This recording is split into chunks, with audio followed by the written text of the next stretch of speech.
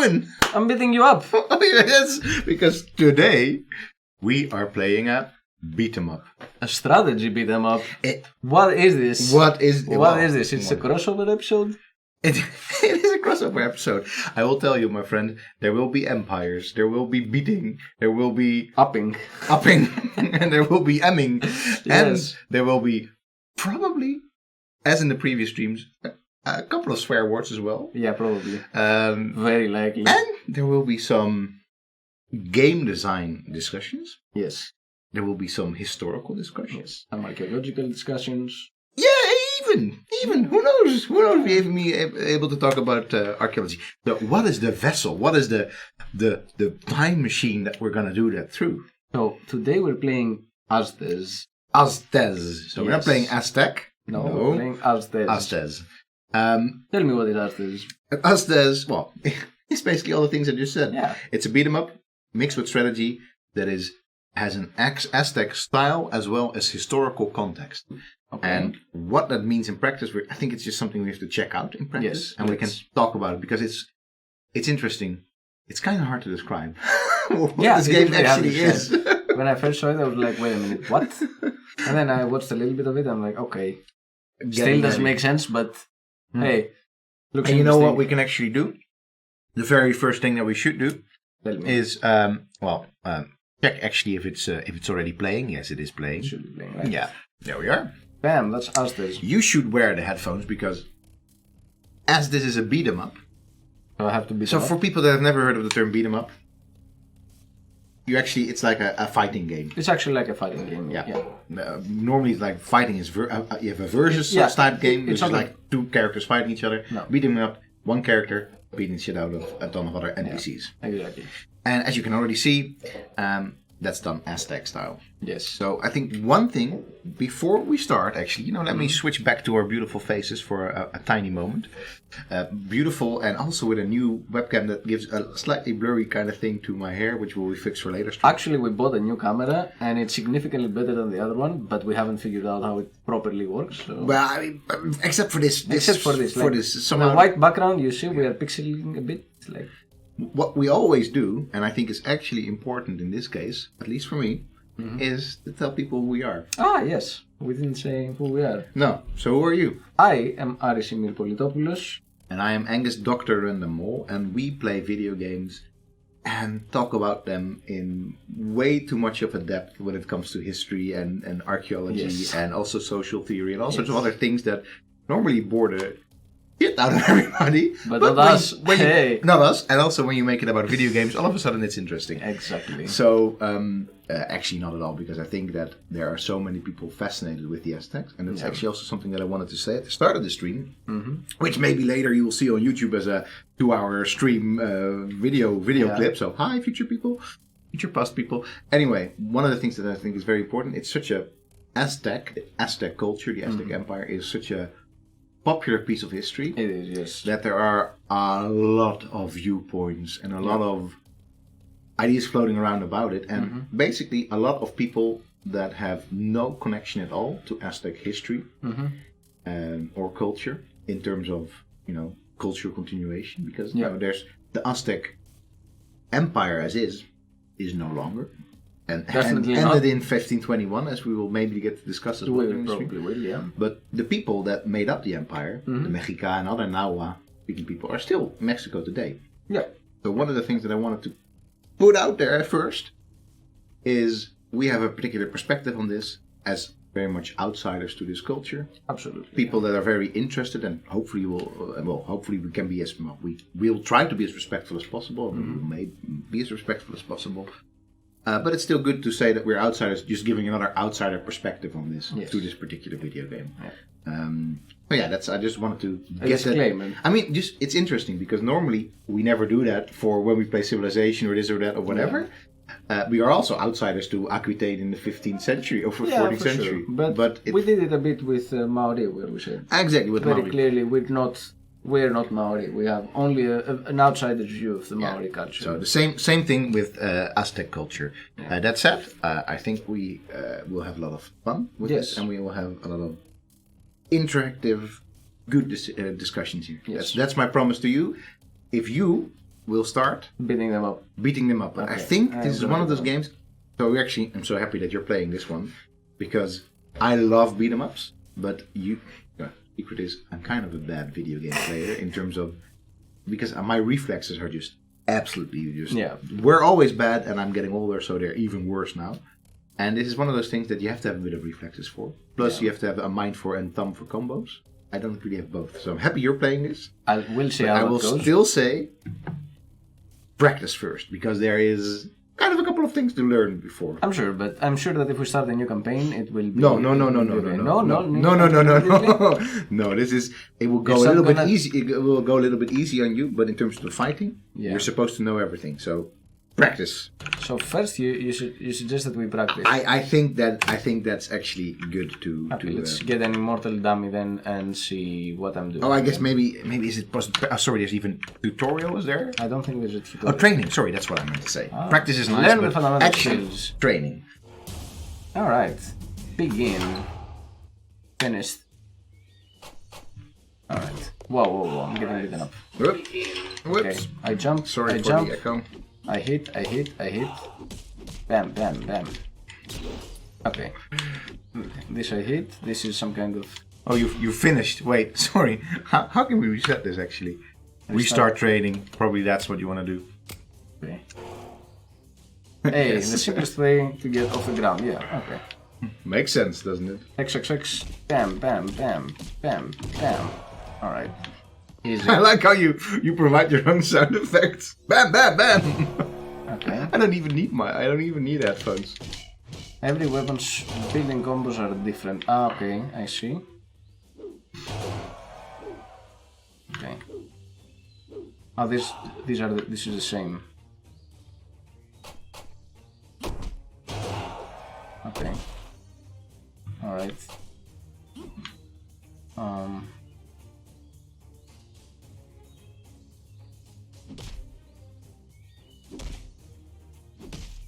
With most weapons, this command launches enemies straight up into the air. I love doing this. There we go. I'm gonna be very antisocial so you can actually send a quick message to somebody. Most weapons Because you're already beating up other people. Okay, I am beating other. Yeah. Sure. Breaks blocks, okay, that's good.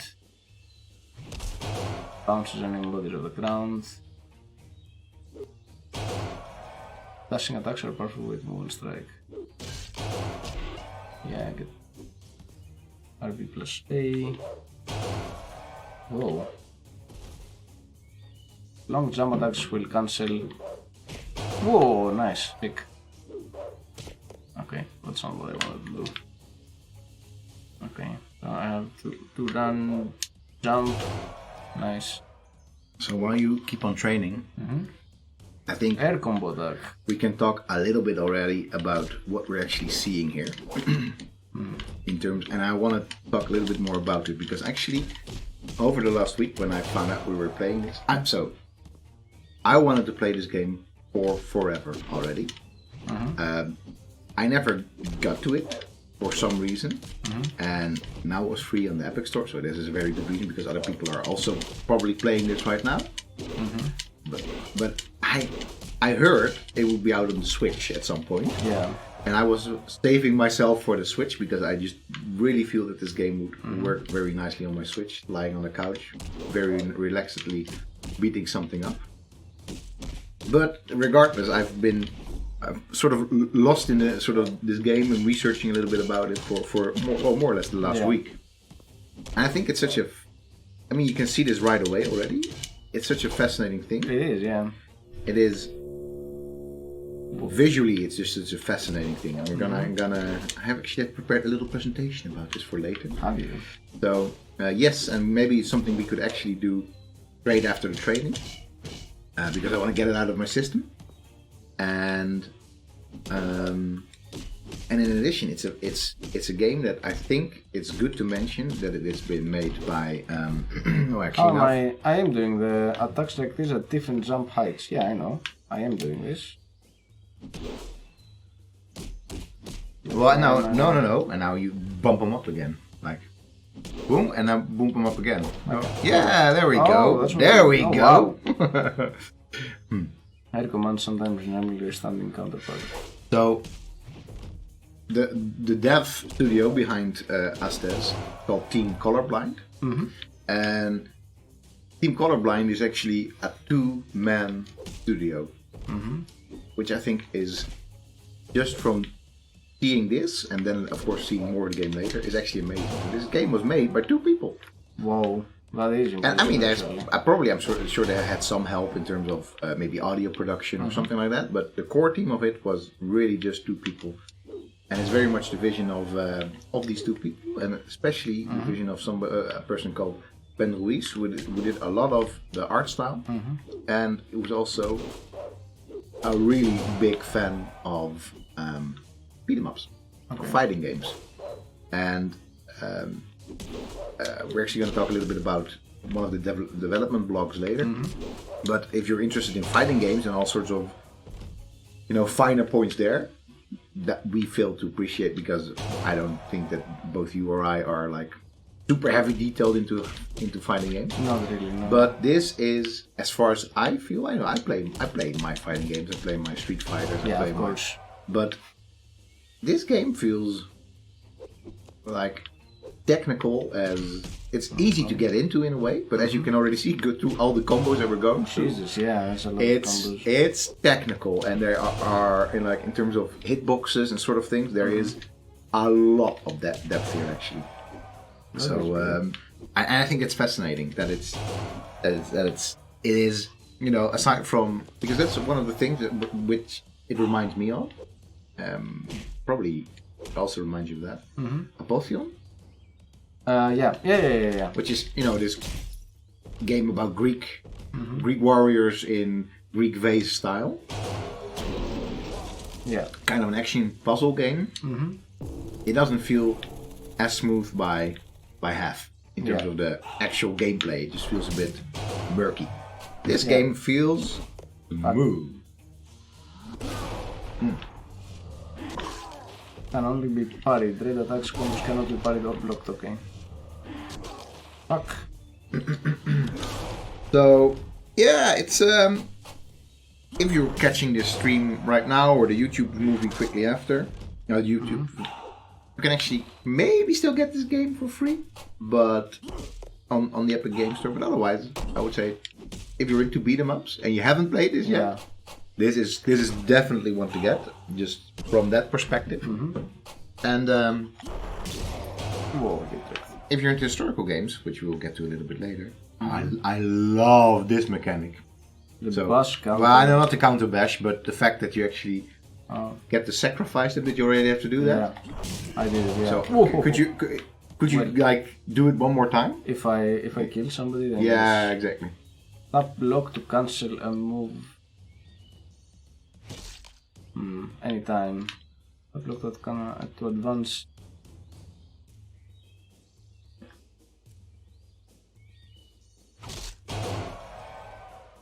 Oh, it's just I see. You sort of. And this is where it gets really deep. Like you can cancel your move basically. Okay. I can do it in the middle of an attack. What? Yeah, you can sort of change weapons in the middle of an attack. Yeah.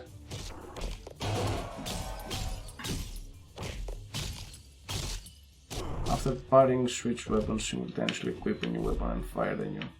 Alright, get this. First of all, brutal. Secondly, and you can't really see it, but in the background is actually a very famous Aztec artifact called the Sunstone. Also sometimes known as the Aztec calendar. Yeah. Because it kind of looks like a calendar, but it is in fact not a calendar at all. And it is actually a sacrificial slab that is actually found by archaeologists. I think in Tenochtitlan, if I remember correctly. Not entirely sure. And it is literally what you're doing there. You're just grabbing somebody and sacrificing them, and that's what you see. You see, like in iconographic form, you see the slab, and then this is also great. So you actually have this sort of superpower now, in the form of a god, which is also excellent. So there's this entire god, in this case, the god of war, according to the game, but also identified in the game and is also the game of is also the god called Huitzilopochtli. My now is a bit rusty, but basically one of the. There's not such a strict division in terms of the Aztec pantheon, but it was one of the supreme deities in the Aztec pantheon. Yeah. That is the deity that they did a lot of their sacrifices for, and the deity that basically was, well, the god of war, so very important aspect of Aztec society.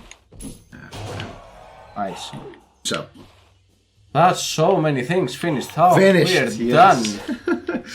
This is always the case with these sort of practice sessions. I always have like, Jesus. okay, but you, at least the first beginning, you kind of need. So I think we've already had a little look at the style of it, and actually, what I wanted to point out before we start, let me actually go to our browser. Yeah, and actually, let me do this a little bit like officially. Boom, boom. And let me actually put Chrome on. Is Chrome actually still there? I don't think so. Or is it? It is. Yes. So, this. Let me actually double check that this is actually there. Boom. And so the developer did this whole talk of about 50 minutes. Worth your time, I'm gonna say already. On the art of Aztez. All right. And I think that one of the things that just stands out immediately, even after we just did a training session, is just its art. Yeah. And in particular, there's this piece on where Aztez draws its inspiration from in terms of art styles. And I think it's absolutely freaking fascinating because to me it almost jumped out immediately, but I wasn't able to sort of say for sure. Okay. And so when it comes to where it's drawing its sort of inspiration from, actually let me just say this a bit is stuff like this. So actual Mesoamerican iconography, in this case, particularly the codices. This is the Codex Borgia, which is one of the manuscripts, pictorial manuscripts, as you can see, that have been well, not necessarily handed down, basically stolen by Europeans, ended up in European collections. This is quite literally ended up in the collection of the Borgias, the Italian family, and is actually in the Vatican at the moment, this particular manuscript. And it's just filled with these pictorial representations of, well, in this case, of the Codex Borgia, cosmologically important rituals. But there are also books that were about kinship and all sorts of other things. So just to clarify for the viewers, this is like these codexes are like pictorial, like the pictures represent language, words. Not really. Yes and no. Yeah. So it is a very rich iconographic system that is so rich and at the same time dense that it might as well be a language in itself. Yeah. But it's not. It doesn't represent sounds. No. So the way so I've actually I was thought about all of this, but I never did any research into this myself.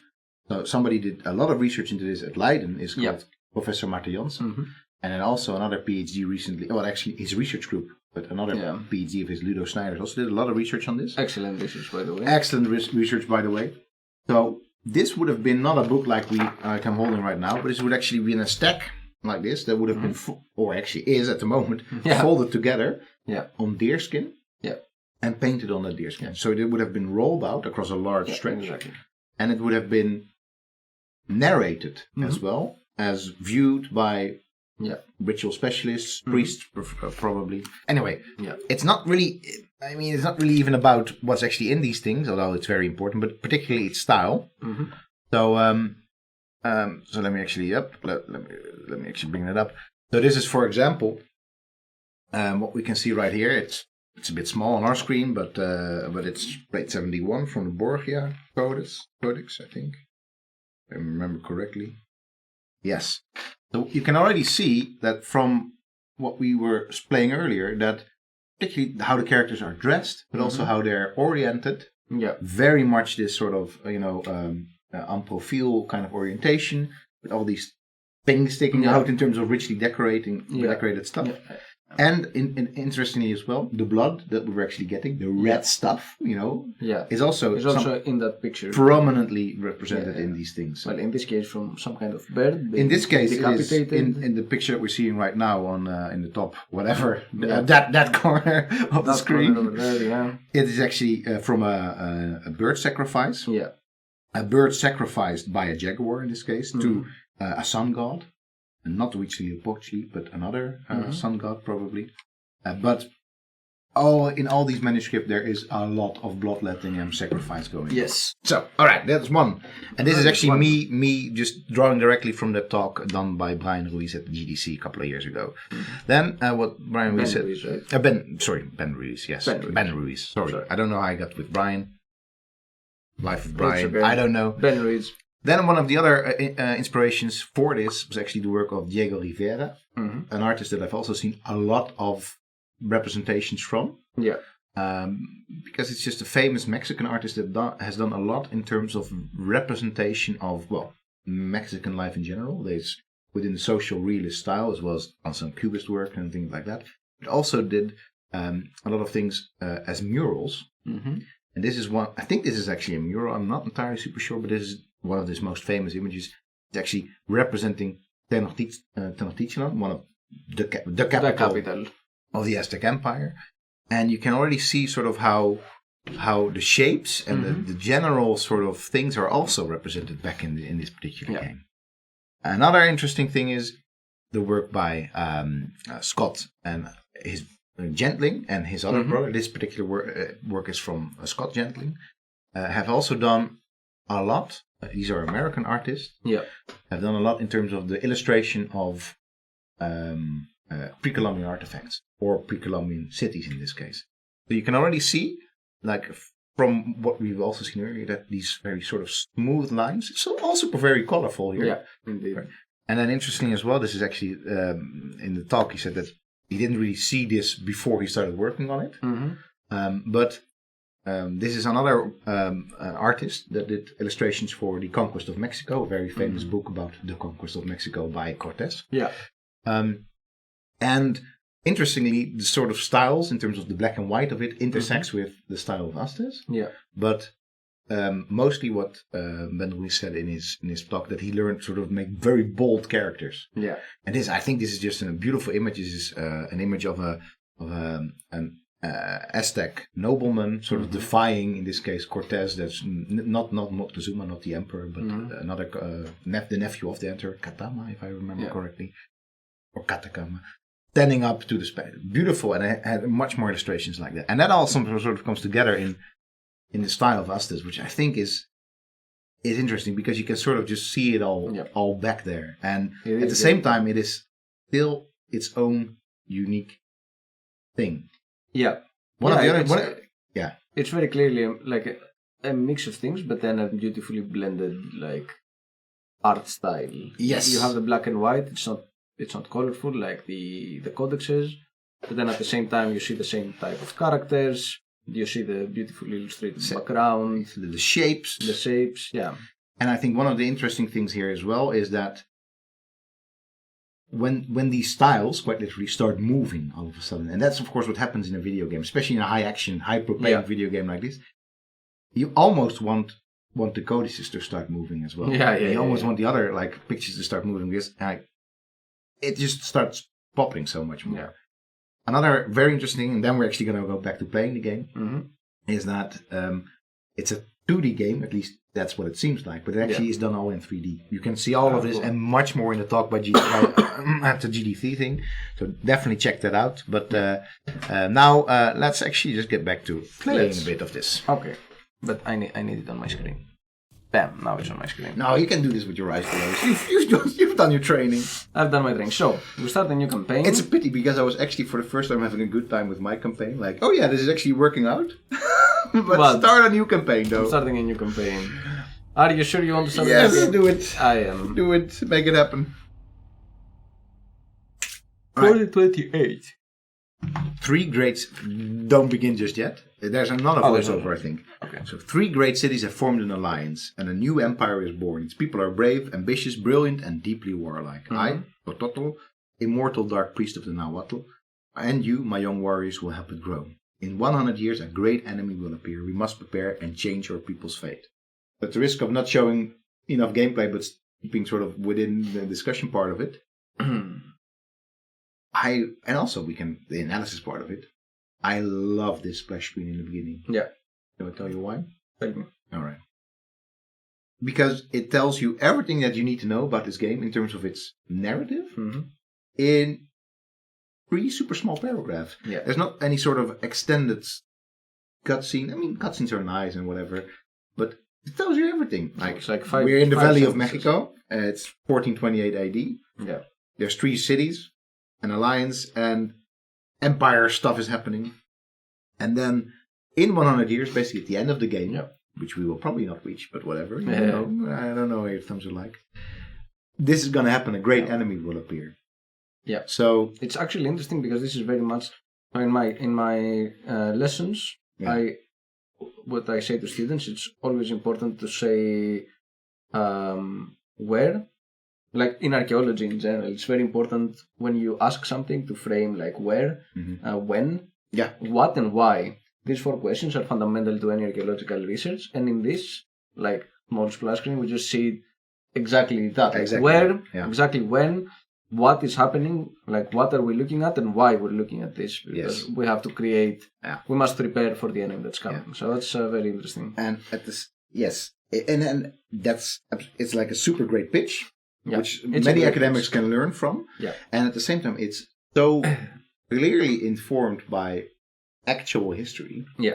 Because, this is not, roughly, it actually is the likely year that the Aztec Empire started as part of the Triple Alliance. Yeah. It's an alliance between 3 cities. We can talk more about it later. And it is also talking something about the actual Aztec culture, ambition, brilliance, and deeply warlike. And we can talk about, the 2 first aspects, I think we can talk about it as well, but the deeply warlike aspect of it as well, we can talk a bit more about. A game about supposedly indigenous people that are very brutal and warlike. Yeah, sure. Yeah. But we can talk more about that later. And then it was already presaging something that will happen in 100 years. Yeah. In 1519 to be very precise. That there's going to be this great enemy.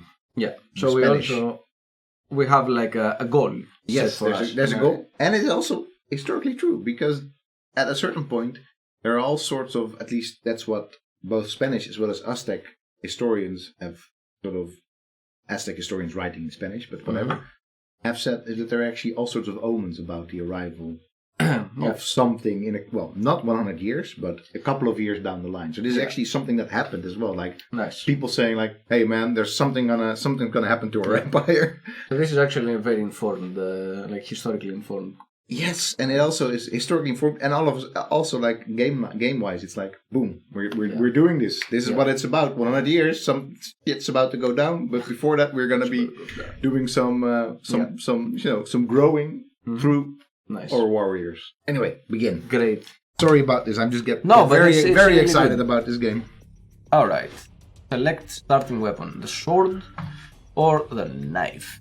I'm gonna say.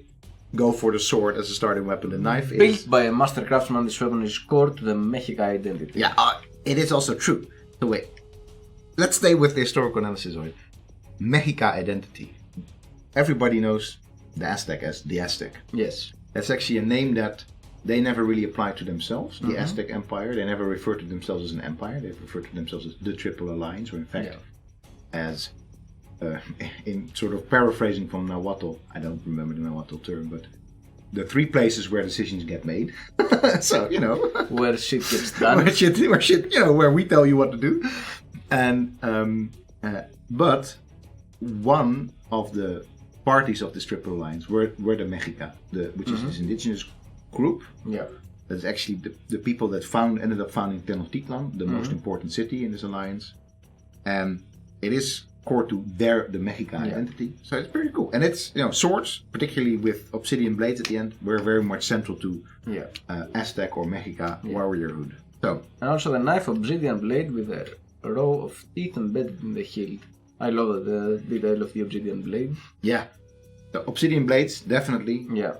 Were often used mostly for sacrificial purposes, not very much for warfare.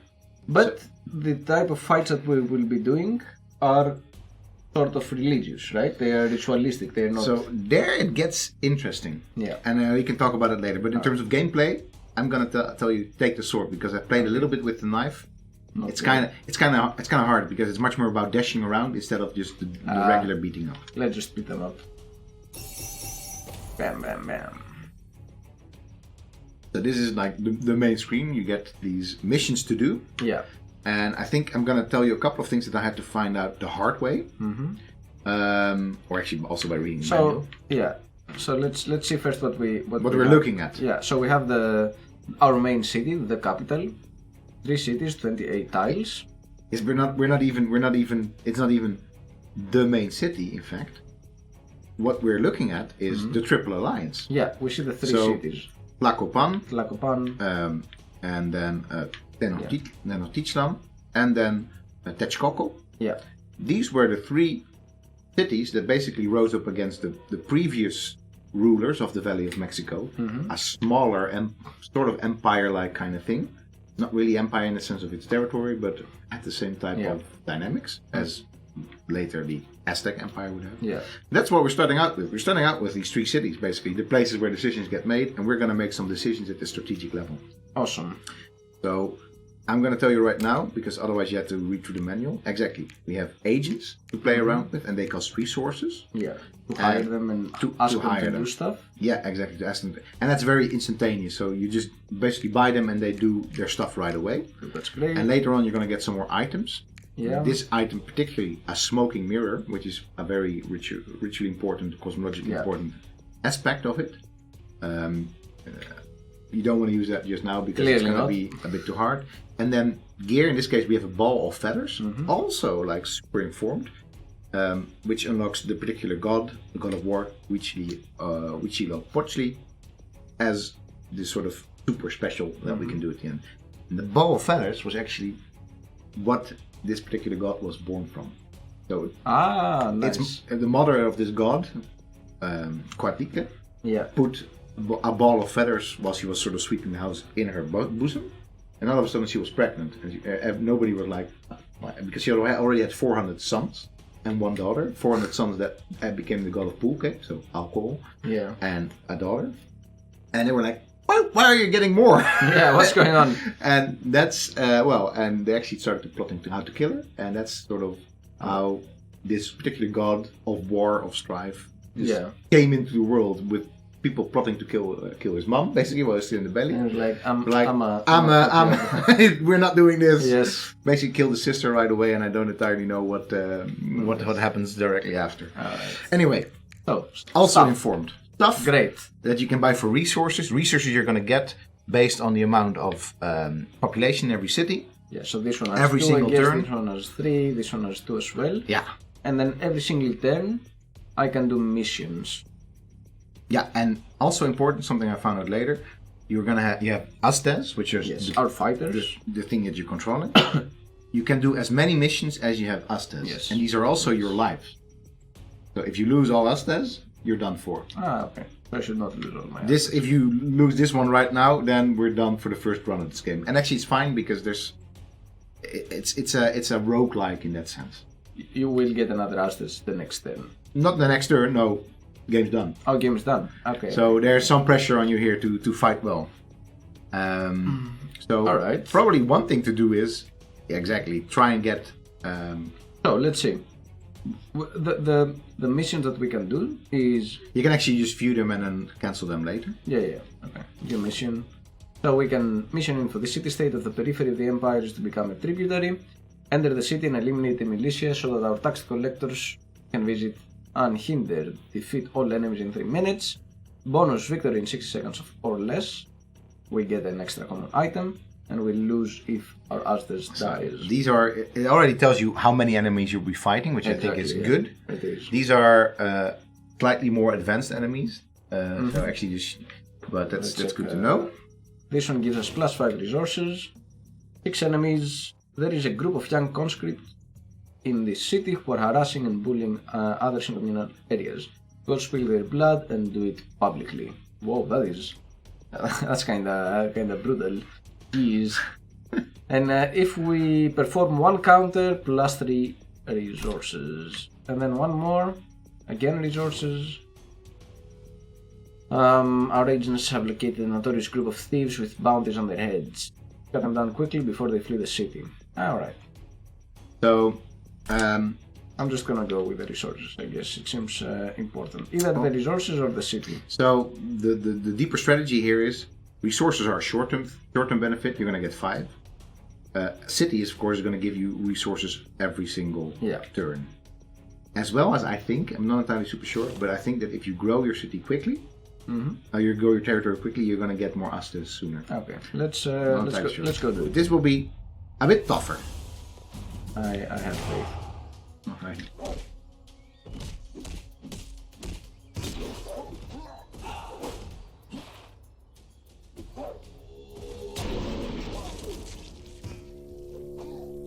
Damn. Bam, indeed. Okay, these dudes seem relatively easy to kill. So while you're banging away, yeah, they're easy to kill, but they're kind of mobile. So, but you're still going strong. Still going for the bonus as well, I think, if you get this thing quickly. Yes. Oh, shit. That's a pity. Oh well. You're still able to make it. I love this animation. Just go for it. Just you have 15 seconds to get the bonus. 15. Make it happen. 10. No pressure. No pressure. Shit. Oh no. Yes. Nice. Very good. Very good. 54 seconds. So yeah, well smooth. Done. Very smooth. Very smooth. And Aslapan is going to join our. Got it. Yes, Azcapotzalco, yes, joins the Empire. So this is actually what I really like about this game as well. It doesn't really sort of carry its virtues like, oh yes, now you unlock this new area. No, but every single city is a different stage. Okay. It's differently, like, it's not like in regular fighting games where you're often like the same stage, just slightly different enemies. No, everything is a different stage. Absolutely very. That's cool. A lot of design. That's a lot of design. And actually, the GDC talks particularly about how they did that, how to do a lot of design, but then smartly. Ooh, Creator's Flower.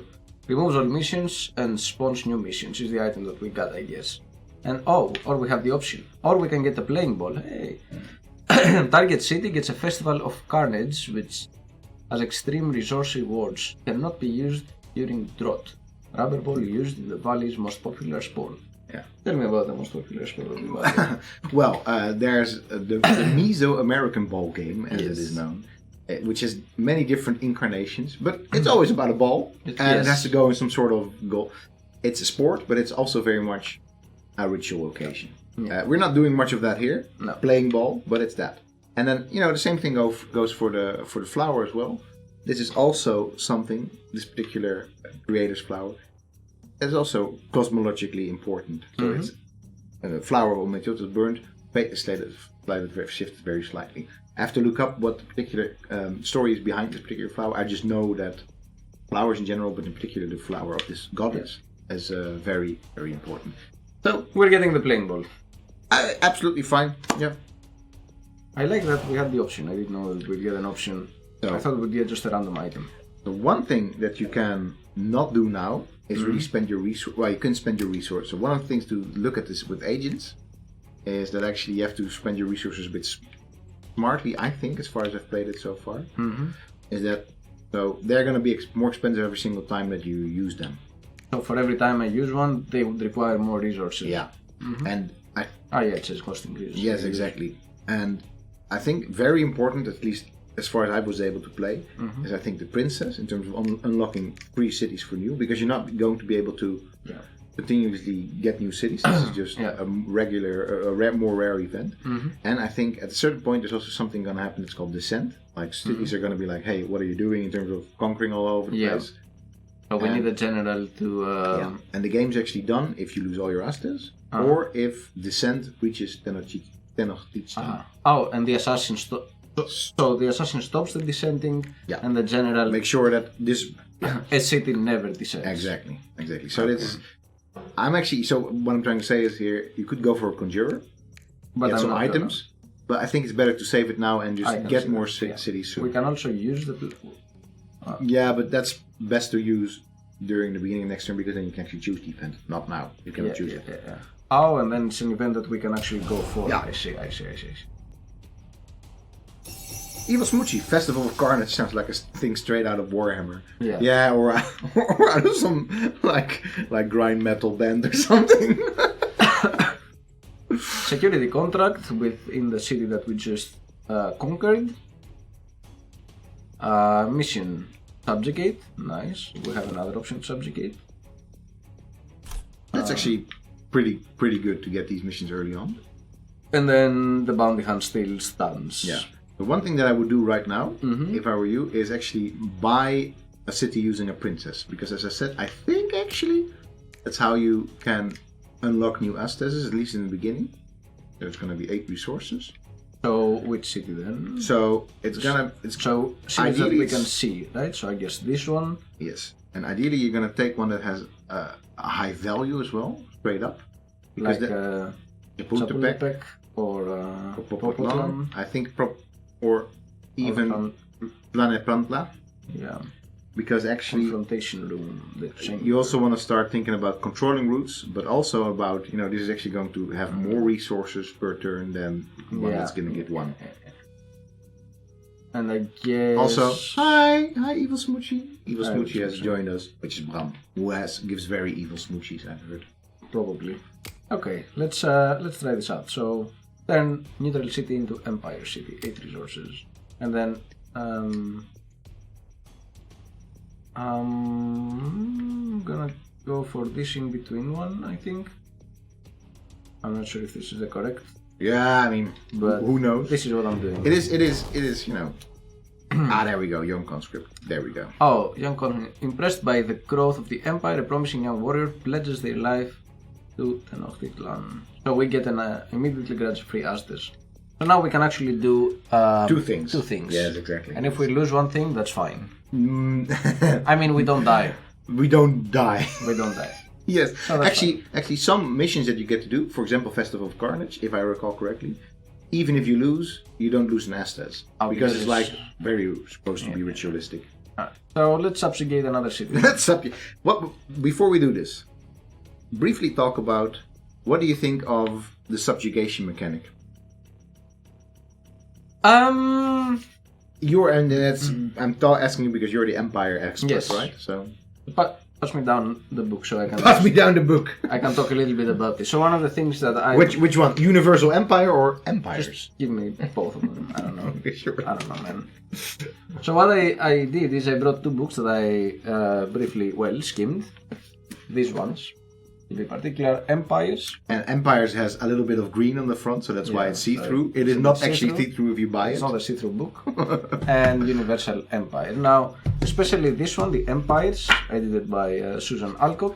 It's one of the key publications if anybody wants to read about empires and archaeology. Yes. Actually, empires are mostly a thing done by historians. Well, not done by historians, but studied by. Studied by historians. Yeah, historians don't make empires. No, they tend not to. No. But this is Fortunately. one of the key volumes, even if now it's a bit old, it's already from 2001 if I remember correctly. So in academic terms that is old. It really depends what sort of academia you're in. If you're like in classic, it's like, oh, this came out yesterday. Yeah. If it's archaeology, this is a bit old. This is a If you're in bit computer science, it might as well be prehistory. Yeah. And so there is an article about this. The Aztec Empire is always, in this type of empire studies, a very interesting case study. It has a lot of different mechanics than we see in empires, in the Mediterranean. in the basically. Mediterranean, for example, or in the Near East. Yeah. Let me find this article, 128. There. Where in this particular article it talks a lot about the chronology and what preceded the Aztec Empire. Now, in the one of the interesting things, it talks also about Maya, And the Tarascan Empire, Exactly. yes. And then how eventually the Aztec Empire unfolded its material culture, but also regional patterns of change. This is very important. One of the things that is striking in empires is the way they control their territory. Yeah. Because we tend to think of empires as this really big, like uniform, basically really big territorial, very big territories, like huge states. Yeah. Which they are, but they are not very uniform. Neither they are particularly like territorial often. So here, it's interesting that we see that all these cities are part of our empire. Bam, yeah. All these cities theoretically are subjugated, and subjugation is a way of control. Could you go to the city we can subjugate, actually? This one, yes. Yeah, don't start the mission just yet, but do Yeah, the mission. Actually, enter the city and eliminate the militia so that our tax collectors can visit unhindered. Yes. Which is interesting because what it implies is not exactly a subjugation as such. It's not like they're coming out under our taxation system. Yeah, that's exactly what it says. Yeah, Yeah. That's it. Make this happen, and then we can tax them. Yeah. That's literally what it says. So in a way, it's not about controlling them territorially. It's not about adding. It's about adding them into your sphere of economic influence. Yes. Right, and that is what often happens in empires and in the Aztec Empire as well.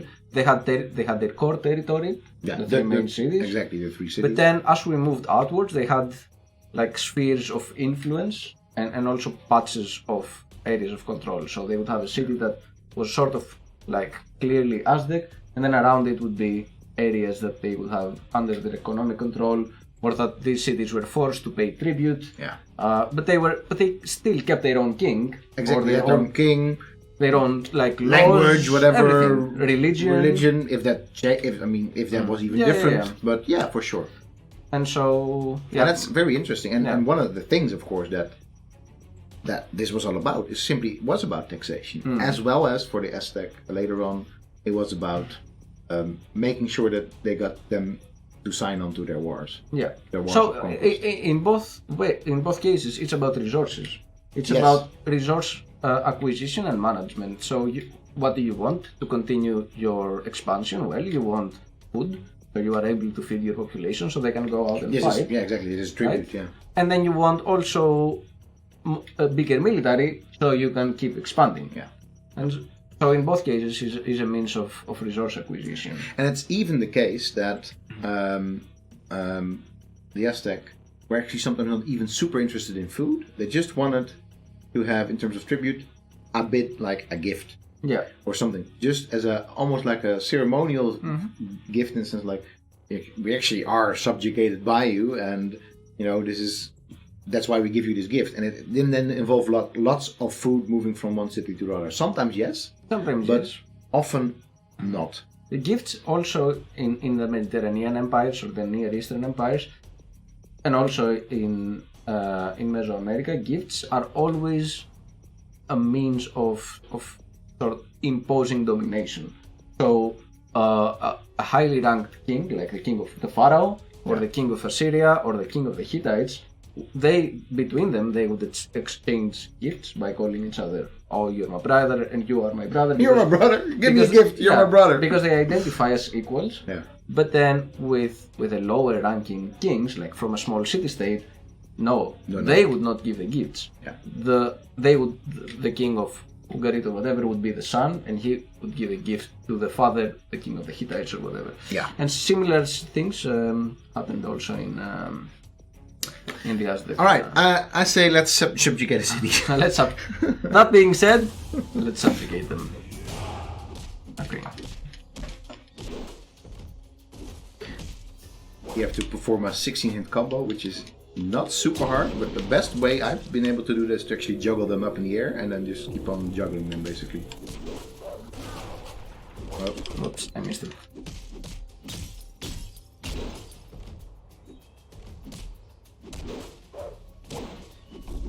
Yeah, you're not gonna be. Yay! Like, juggle them up and then just X them, basically. I think that works as well. Not juggle. Ah. Yeah. I Well, never mind. we can do without the bonus. Yeah, we can. Although you could try and get this guy for 16 pounds, but I don't think you were. So these priests are basically like a ranged suit. Like juggle it once and then boom and then jump after it and then XX exit. No, not the up, but XX exit that away. Yeah. Yeah, there we go. But I had there in the last one to hit him again. Yeah, hit him again. Yeah, it's okay. Well, the most important thing is we got the city. So interestingly, and actually you can look this up. I think this is not really how Aztec subjugated other cities. No, not by a long shot, basically. So I think it was in this book. Yes, wonderful. There's actually this very structured, if the events would allow it, way of subjugating cities. So first, this Triple Alliance would send ambassadors from Tenochtitlan, and actually these ambassadors were carrying gifts, weapons and shields. Saying like, here's weapons and shields, you can have them, now join our empire, now join our alliance, now pay taxes to us. Yeah. And they sort of were making, like, very nice city you've got here, it would be a shame if something happened to it. Yeah. Then they waited 20 days for a reply. That didn't come, then they would send another ambassador from another city, Texcoco in this case. Also, a bit more stern warnings, more gifts. 20 days waiting. And those 20 days are very important because actually the ritual calendar of Mesoamerica is actually the Ventana, the 20-day calendar. This was a ritually important period to wait for an answer. Be respectful. Exactly. Then Tlacopan ambassadors came. Were like, listen, you've already had 2 ritually important periods. We had to come a third time. Yes. You are gonna get more weapons and more shields from us. Like, have them all, and let us know that you're gonna be tech and actually. And then 20 days later, nothing has happened in terms of like we will voluntarily submit. Then war would start. Like then actually they would send in not warriors like this, but they would send in entire armies. Yeah. Consisting of warriors very much like this in terms of what they would look like and the types of weaponry that they would have. But they wouldn't send. I mean, there's sometimes this romantic notion that you, for example, see in Game of Thrones or whatever, like the lone champion saying, "I will defeat you, and then if I defeat your champions, then we will set it up." Yeah. That's not historical reality as it goes for Aztec. So this thing in itself never happened, like one warrior subjugating an entire city.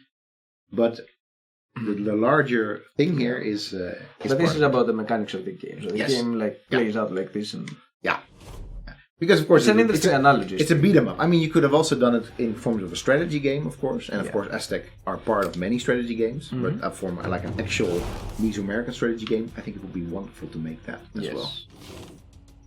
So now our other Aztez, are they the same in terms of? Yeah, they're just exactly the same in terms of outkitted. Yes, exactly. So nothing is different then. No. All right. Which is also good. So security contract. This sound or the bandits. Let's do. I would. It doesn't matter. Both same thing. I would go for the one with the easiest. That's God attack. That is sacrifice to enemies. I'm gonna do this. That's good. All right. Hopefully I'll get to.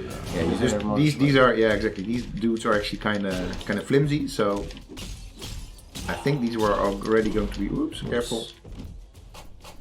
So get. Yeah, if I can. Yes, do it. Alright. Bye! Another one.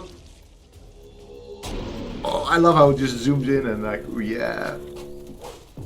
Oops. Alright. I have to say, I love these early combats versus these smaller dudes. Like, yeah!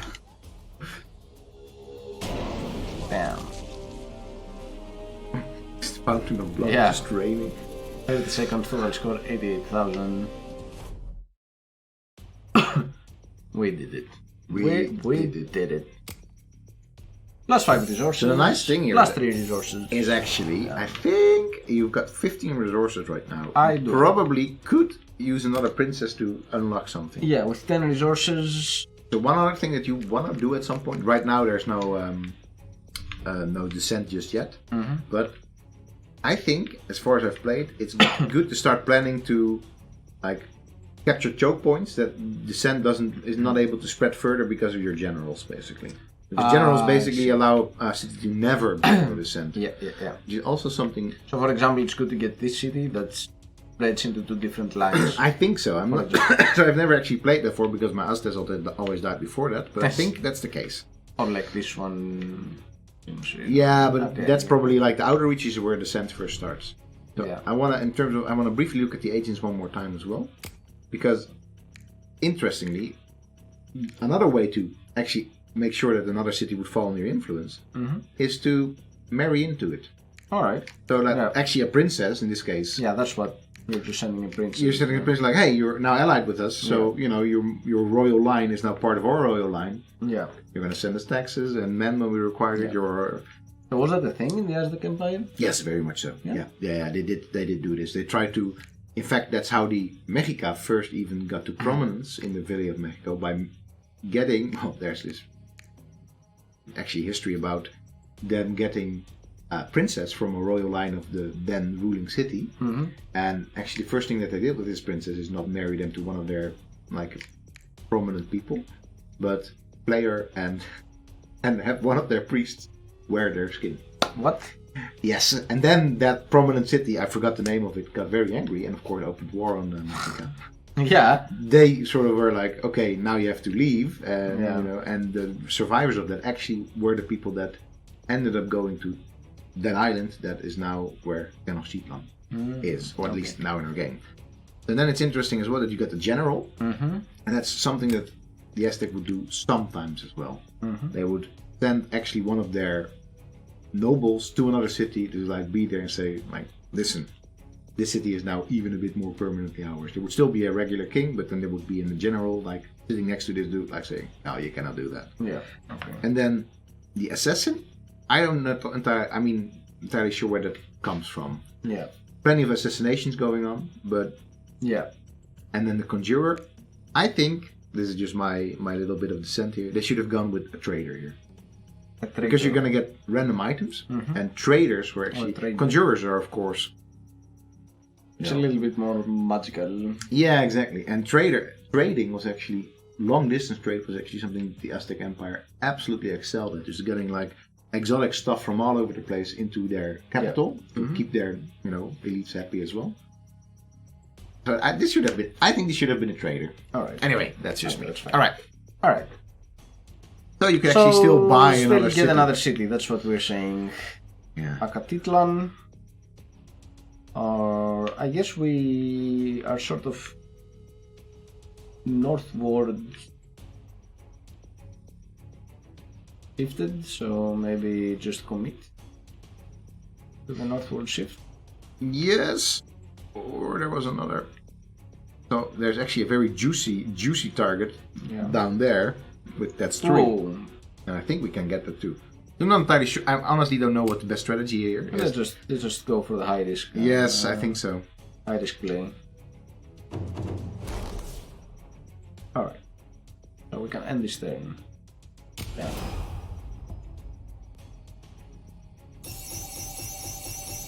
Ooh, we are reached a rainy year. Which is good. So here we have a festival. Every blood vial filled means +1 population. What's happening here? Emergency defiling of temple. Drought prevented. What's this? So there's these events that happen every year. And drought is very bad. Yeah. Because you're going to get less resources in. Yeah. But And that's far away from us, right? yeah, but it just Oh, happens it will across be the a drought, game. so I have to Yeah. do it, otherwise there will be a drought. Yes. Yeah.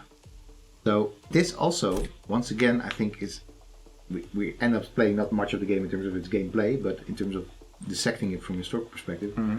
Drought was something that the Valley of Mexico struggled with enormously because, and of course, droughts are always catastrophic, especially in empires. And for the Aztec, this was actually linked, those sorts of events, to stuff that they probably did wrong with the gods. Yeah. So this is not like something Reasonable. It's very reasonable. Like, in this case, a temple is defaced. That that particular god is, He's not happy. because this is a temple of the rain god, is not gonna be very happy. Alright, so we have basically two things are going wrong.